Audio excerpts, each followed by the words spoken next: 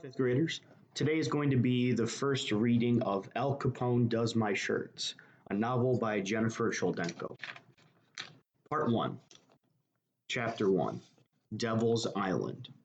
Friday, January 4th, 1935. Today I moved to a 12-acre rock covered with cement, topped with bird turd, and surrounded by water. Alcatraz sits smack in the middle of the bay, so close to the city of San Francisco I can hear them call the score on a baseball game on Marina Green. Okay, not that close, but still. I'm not the only kid who lives here. There's my sister Natalie, except she doesn't count. And there are 23 other kids who live on the island because their dads work as guards or cooks or doctors or electricians for the prison, like my dad does. Plus, there are a ton of murderers, rapists, hitmen, conmen, stick-up men, embezzlers, connivers, burglars, kidnappers, and maybe even an innocent man or two, though I doubt it. The convicts we have are the kind other prisons don't want. I never knew prisons could be picky, but I guess they can. You get to Alcatraz by being the worst of the worst, unless you're me. I came here because my mother said I had to. I want to be here like I want poison oak on my private parts. But apparently nobody cares because now I'm Moose Flanagan, Alcatraz Island boy. Also, my sister can go to the Esther P. Marinoff School, where kids have macaroni salad in their hair and wear their clothes inside out, and there isn't a chalkboard or a book in sight. Not that I've ever seen or been to Esther P. Marinoff, but all of Natalie's schools are like this. I peek out the front window of our new apartment and look up to see a little glass room lit bright in the dark night. This is the guard dock tower, a popcorn stand on stilts where somebody's dad sits with enough firepower to blow us all to smithereens. The only guns on the island are high in towers or the catwalks because one flick of the wrist and a gun carried by a guard is a gun carried by a criminal. The keys to all the boats are kept up there for some reason. They even have a crapper in each tower so the guards don't have to come down to take a leak. Besides the guard tower, there's water all around, black and shiny like tar. A full moon cuts a white path across the bay while the wind blows, making something creak and a buoy clang in the distance. My dad is out there too. He has guard duty in another tower somewhere on the island. My dad's an electrician, for Pete's sake. What's he doing playing prison guard? My mom is in her room unpacking, and Natalie's sitting on the kitchen floor, running her hands through her button box. She knows more about those buttons than it seems possible to know. If I hide one behind my back, she can take one look at her box and name the exact button that I have. Nat, are you okay? I sit down on the floor next to her. Moose and Natalie go on a train. Moose and Natalie eat meatloaf sandwich. Moose and Natalie look out the window.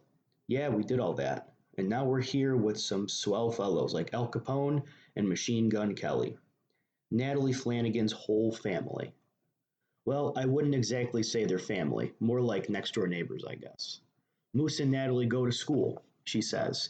Yep, but not the same school, remember? You're going to this nice place called the Esther P. Marinoff.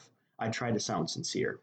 Nice place, she repeats, stacking one button on top of another.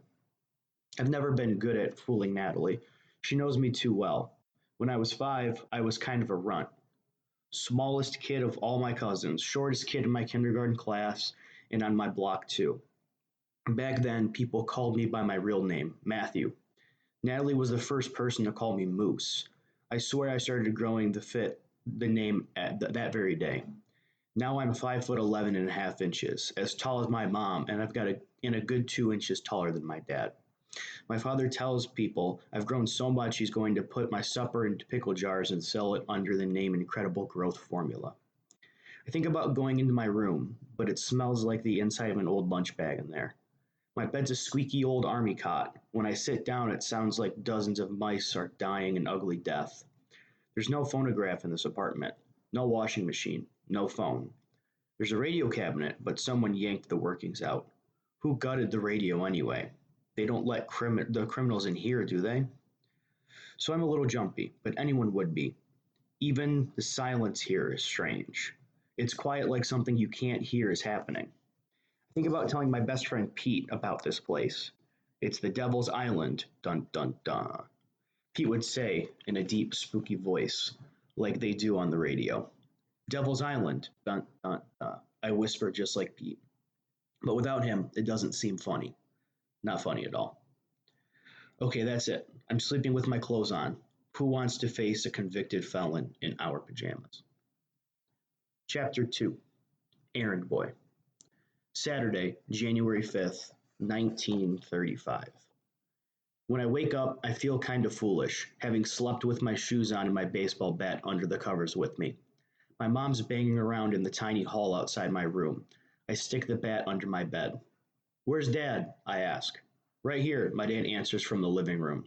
He's sitting on the floor with Natalie, holding a pile of buttons in each hand. Dad, could you show me the cell house and then maybe we could play ball? I sound like I'm 6.5 now, but I can't help it. He's been gone forever and I hardly got to see him at all yesterday. It's lonely in my family when he's not around. His smile seems to lose its pink. He puts Natalie's buttons down in two careful piles, gets up and brushes his uniform off. I follow him into the kitchen. You're not working today, are you? I'm having a devil of a time setting up extra circuits in the laundry. Yeah, but you worked last night. My mom squeezes by to run her hands under the tap. Your father has two jobs here, Moose. Electrician and guard. Two, Natalie calls from the living room. Two jobs. Two. Doesn't anyone in this family believe in private conversations? I could help you, I offer. He shakes his head. You're not allowed in there. Convict areas are off limits to you kids, he says. I'm not a kid, I'm taller than you are. Go ahead, rub it in, he laughs. But at least I don't have those big feet either. They're an affliction, those feet. He grabs my head and knocks on it. I haven't seen you for 2 or 3 whole months, I say. 2 months, 22 days, 22 days, Natalie calls out. That's right, Sweet Pea, you tell him, my father calls back. I'll bet you took Natalie out this morning, didn't you? The question comes off shooting before I can even stop it. Oh, for goodness sake, Moose. My mother looks up from where she's jammed in the corner, scrubbing the icebox. You weren't even up. That isn't fair, I say, though I know better. Don't talk to me about fair, young man. Don't get me started on that one, my mother glares at me. I'm sorry, Moose, my father says. He reaches for his officer's hat and settles it on his head. There's nothing I'd like better than to spend the day with you. You know that. His eyes look at me. Then quick, wait. Wait, you're leaving now? I ask. He groans. Afraid so, but there will be plenty of time to spend together. I promise, buddy, okay? He smiles, kisses my mom and Nat goodbye, and heads for the door. I watch him walk by the front window, his head bobbing like his foot hurts. My mom glances at her watch. My goodness, is that the time already? Moose, I need you to watch Natalie while I take the boat to the city. I have to get groceries and arrange an ice delivery, my mother says. Ice? I ask. We can't afford an electrical refrigerator. We gotta keep this one. She taps the old ice box. They have a grocery downstairs though, right? Doesn't have much. Try to do some unpacking while I'm gone. 11, 12, and 13 are all your stuff. My mother points to the crates, each numbered by Natalie. She takes off her apron and puts on her coat, her gloves, and her hat. You're leaving now too? I ask. I'll be back as soon as I can. Take good care of her, okay? My mom grabs my arm and squeezes it. I know she's thinking about what happened on the train yesterday. I had gone to take a leak, and when I came back, Nat was kicking and screaming. She pulled a curtain off the rod and sent her button box flying down the aisle. My mom had her arms around Nat, trying to keep her from hurting people. The conductor and the motorman were yelling. People were staring. One lady was taking pictures. My mom finally got her calmed down by sitting on her right in the middle of the train aisle. I don't know which was more embarrassing, Natalie's behavior or my mother's. Sometimes Nat's tantrums go on for days and nothing makes them stop. It's impossible to know what set her off. She looks pretty peaceful now, though. Sure, Mom. I followed her to the door. I didn't really mean what I said about it not being fair that Natalie got to go out with Dad this morning. I didn't. You know I didn't. Mom? She sighs. All right, Moose. Just keep an eye on Natalie, okay? I watch her leave. A haze rises from the bay like a wall of gray, closing me off from everything. In the kitchen, I find a casserole dish that I don't recognize.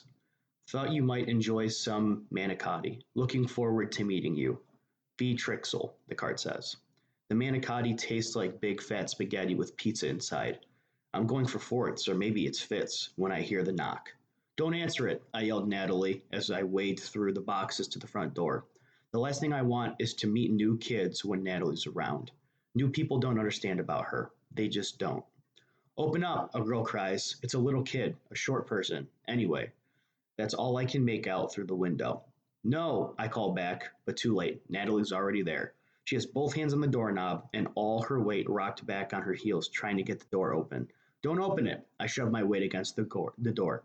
Come on, you know you're gonna, the girl outside says. Oh, great. I have little Eleanor Roosevelt on one side of the door and Natalie the screamer on the other. What they say about females being the weaker sex is the biggest lie in the world. It doesn't matter that I weigh more than both of them put together.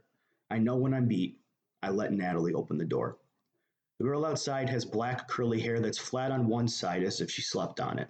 She's missing half of her teeth. The ones she has seem either too large or too small for her mouth. How old are you? She demands. 12. No, you're not, she says, walking right in without bothering to ask. Why would I lie about how old I am? She bites her lip like she's thinking about this. You got a big neck. You're supposed to get a long nose if you lie, not a big neck. No, she shakes her head as she's absolutely certain I'm wrong. And you're what? 7? 7 1/4. Hello, Natalie. The girl smiles her big tooth, little tooth, gap tooth smile. Your dad told me all about her, she whispers. We both look at Natalie. Her hair is like mine, brown and blonde, all mixed up like birdseed. Different eyes, though. Mine are brown. Hers are green like marbles nobody likes to trade away. But the way she holds her mouth open and her shoulders uneven and one hand clamps down on the other, people know. They always know. How old is she? The girl whispers. 10, I answer. Natalie's age is always 10. Every year my mom has a party for her and she turns 10 again. My mom started counting Nat's age this screwy way a long time ago. It was just easier to have her younger than me. Then my mother could be happy for each new thing I did without it being another thing Natalie couldn't do. What's your name anyway? I ask. Teresa Madaman. I'm supposed to show you around. You haven't seen anything yet, have you? We just got here last night. Natalie, come on, we're going now. Run, get her coat, Teresa orders. I'm big as a linebacker, and a 7-year-old girl treats me like her errand boy. Does she smell weakness on me? Still, I want to get and look at this weird little island, and what I do care about, what a bunch of criminals think anyway. I scribble a note to my mom to tell her we've gone out and prop the paper between the ketchup and cod liver oil. Come on, Nat, it's not everybody who gets to live down the street from thieves and murderers, you know. Chapter 3 Trick Monkey. Same day, Saturday, January 5th, 1935. The first thing I see when I walk out the door is the guard tower. I wonder what you're supposed to do here. Should I wave? Teresa pays no attention. The tower might as well be a tree for all she cares. She leads us down the stairwell. Natalie's walking behind us with her head down, dragging her left foot on the edge of every step as if she's marking it with her toe. I want to take her hand to make sure she keeps up, but nobody touches Natalie. First, we're going to the morgue, Teresa announces with a little skip. Sure, I've been in hundreds of morgues, thousands of them, in fact. Dead criminals. Don't I get to meet any live ones? I ask. We're not really supposed to talk to the alive ones, but looking for dead guys is my job, Piper said. Dead criminal checker sounds like an important position to me. And who is Piper anyway? I ask. Piper? She's Warden Williams' daughter. She's bossy. Just what I need, another bossy girl. Oh no, I almost forgot. Teresa clasps her hands and then digs in her pocket for a folded card and fours. I made this for you. Annie did the words. I made the map all by myself. And who is Annie? Annie's Annie. She's 12. She helps me with stuff. Are there any boys on this island? Jimmy and, she counts on her fingers, 11 little boys who are 5, 4, 3, 1, and 0. 0? Not 1 year yet. Do you want to know their names? I shake my head, but too late. Teresa is already rattling off the name of every little boy here. Thanks, Teresa. I cram the card in my pocket. Hey, she hollers in my face. You didn't read it. She holds out her hand and wiggles her fingers. Give. I hand the card back to Teresa and she reads it to me. Alphonse Capone, a.k.a. Scarface. Big Al, Snorky. Born in New York, January 17th, 1899. Family. Wife name, May. Son name, Sonny. Teresa reads well for a little kid, except it doesn't seem like she can walk and read at the same time. Now we're at a complete standstill, one on the steep road that leads to the top of the island. Couldn't we do this after the morgue? I ask. She ignores me. Clearly, there's no stopping her until she's read every last word. Business. Bootlegging gangster mob boss. Favorite colors: canary yellow and pea green. Favorite jewelry: $50,000 diamond pinky ring. Favorite weapon: Thompson machine gun.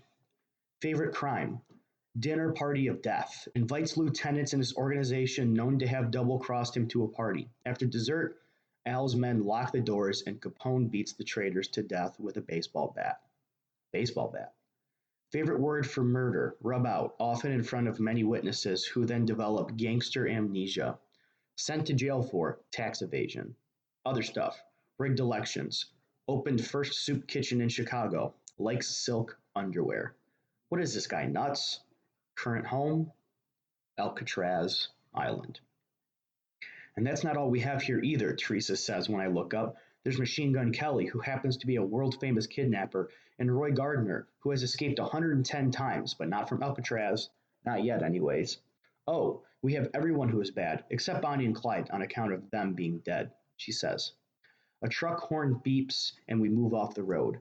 A guard in a dark gray uniform like my dad's is behind the wheel. He brings the truck to a squeaky halt and cranks down the window. I glance back at Natalie, who has been quiet. I almost forgot she was there. She's looking at the ground as if she's lost something. Her arms are down by her sides, not up high like a chipmunk's the way they usually are. They Cam Flanagan's kids? The guard asks Teresa. Teresa nods. Yes, sir, Mr. Trixel, she says. Where are you headed? Piper's house, sir. Mr. Trixel nods. Make a beeline there, Teresa. You know the rules. Yes, sir. The guard's eyes scan me and Nat. If he gets anything different about her, he doesn't let on. The brakes squeal as the truck inches down the steep road. Now the cell house is looming over us like the world's biggest school for bad boys. The kind of place where guys go in and never come out. I wish Pete were here. Pete would love this. Teresa chatters on about what she thinks Capone will really like when she gets to meet him, which clearly she hasn't done yet. The road cuts back away from the water tower. We follow it a short way up the little cottage. It looks cute, almost like a playhouse. The sign above the glass door reads morgue. Inside there's a bucket on the floor and a metal box. What do they do in morgues anyways? Are they like bread boxes for dead bodies? Or do they label stuff in special compartments? Baskets for fingers? Maybe drawers for toes? So this is it, Teresa says. Only they keep it locked. She pulls on the door handle to show me. Yeah, I see. Maybe we should move on. Didn't you tell the guard we were going to Piper's house? I don't like getting in trouble. I was born responsible. It's a curse. Then another girl's crusty voice comes out of the shadows behind the morgue. What's the matter with your sister? My chest gets tight. The blood rushes to my head. The girl comes around the side of the building, flipping a flat yellow hat on her finger like a pizza. My face turns red just seeing her. She's a looker. If Pete were here, he'd whistle. She retarded? The girl asks. None of your business, I tell her. The girl has freckles and full lips like a movie star. She winds her long, dark hair around her finger and looks at me through half-shut eyelids. Something about the way she does this makes me glance down to make sure my fly is buttoned. When I look up again, she's staring at Natalie. Stop looking at her like that, I say. That's Piper, remember? I told you about her. Teresa says. So, not retarded. Stupid then? Piper says.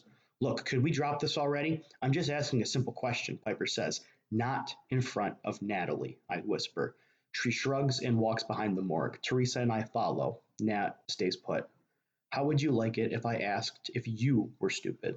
I would just say no. Piper flips her hair behind her shoulders. No, she's not stupid. I say, prove it. I clench my fists. I really like to give this Piper girl pounding. See, I knew she was retarded, Piper says to Teresa. Will you kindly just shut up? I roar louder than I intended. They both stare at me. Follow me. I walk back around the front of the morgue. When's your birthday, Piper? I ask. November 16th, 1922? Yep. Natalie, what day of the week was Piper born? Thursday, Nat says without looking up. That's right, I ask Piper. Piper doesn't answer, but her eyes open wider. She chews at her bottom lip. What else can she do? She asks. She's not a trick monkey. She'd never make it as a trick monkey. She only has one trick, Piper says. 487 is 6,421 is 3,127,027, that says. Everything is quiet except the sound of gulls squawking overhead and wind rattling a window somewhere. Natalie inspects the ground. It's almost as if she has said anything. How much is 28 times 478? Piper asks. 13,384, Nat answers. Okay, so she's good in math, but something is wrong with her. Piper says. What is your problem? I shout. Teresa motions for us to step away from Natalie. Natalie lives in her own world. That's what Mr. Flanagan said, Teresa whispers. She takes a jar of jam from her pocket, unscrews the lid, and offers us some. We shake our heads. No, and she dips an already purple stained finger inside. Sometimes in the good world, and sometimes it's a bad world. And sometimes she can get out, and sometimes she can't. Piper snorts. Sounds to me like she's just plain crazy, she says in a low voice. My dad isn't going to like this. He's not going to like it one bit. He always says the cons in the bug cage are scariest ones, but you never know what they'll do. I get a sinking feeling in my gut. There were 237 electricians who applied for the job my dad got. If it were me, I'd kept my mouth shut about having a daughter like Natalie. What if the warden doesn't know about her? She's leaving in a week or two, going to a boarding school. She won't be around here at all. You probably won't ever see her again, I say quickly. Piper raises her eyebrows. I'm expected to tell him stuff like this. He depends on me to find out things. She places her flat hat on her head and begins hiking the steep road towards the cell house. Wait, can we come? Can we? Teresa calls after her. Good idea, Piper calls over her shoulder. Then my father can meet Natalie himself. My stomach sinks. How am I supposed to know if Nat's a big secret or not? Nobody tells me anything. Natalie, Piper calls out sweetly. Would you like to meet the warden? Nat says nothing. Hey, come on, Teresa motions with her whole arm. Piper said it was okay. I'm going back, Teresa. My mom will be home soon. Oh no, Teresa cries. You haven't seen anything yet. I shake my head. Maybe tomorrow. Teresa stamps her foot. I can't help smiling at this. I'm sorry, Teresa. Okay, we'll finish tomorrow, Teresa says in a small voice. We gotta go back, I tell Natalie. She doesn't look up, doesn't seem to hear. This way, I motion for her to follow. She ignores me. Oh, swell. Now Nat's acting up. Come on, Nat. I try walking down the hill, hoping she'll follow, but she doesn't. I walk back up to the morgue and sit down on the cement slab, by a little dab of something red. Blood, or is it Teresa's jam? I figure I'll just wait Nat out when I hear footsteps on the road. Natalie, come on, I plead. Moose, my mom's voice. She's half running in her high heels. What in heaven's name are you doing out here? My mom stops, her chest heaving from the climb. She looks at me, then Nat, then me again. What happened? She asks. It's okay, Mom. That's fine. I didn't know where you were. Her voice goes up and down like hiccups. She grips her arms like if she doesn't, they won't stay on. It scared me when you were gone like that. I left a note. She nods. I don't know if this is because she saw the note or because she didn't. I touch her elbow and try to sound like Dad. Everything is going to be all right. My mother nods short and fast. She pushes at the corner of first one eye, then the other, and keeps nodding, nodding, and nodding, and nodding.